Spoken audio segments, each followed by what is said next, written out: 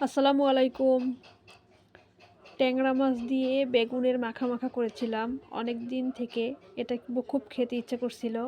শুধু ট্যাংরা মাছের অভাবে খেতে পারিনি।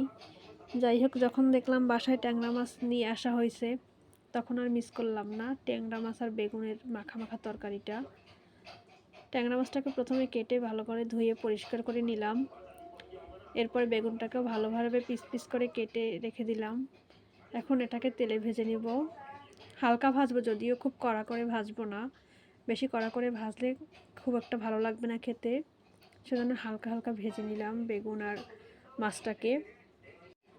এই বেগুনটা খেতে কার কার ভালো লাগে? আমার তো খুবই ভালো লাগে। বেগুনটা ভাজা হয়ে গেল। এরপর কড়াইতে দিয়ে দিলাম তেল, তারপরে দিয়ে দিলাম পরিমাণ মতো পেঁয়াজ, রসুন। এটাকে একটু ভালো করে ভেজে নিব। তারপর দিয়ে দিলাম সামান্য একটু পানি। এখন বাকি মশলাগুলো দিয়ে দিব। হলুদের গুঁড়া, মরিচের গুঁড়া, সামান্য করে একটু মাছের মশলা।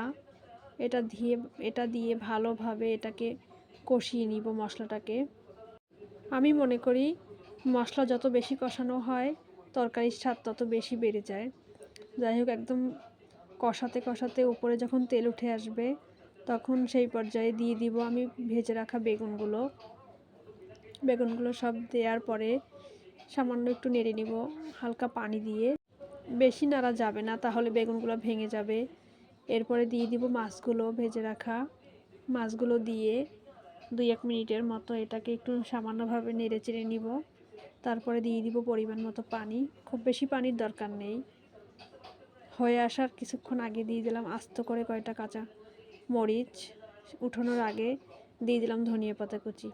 আপনারা দেখতে থাকেন, আমি খেয়ে আসি। আল্লাহ হাফেজ।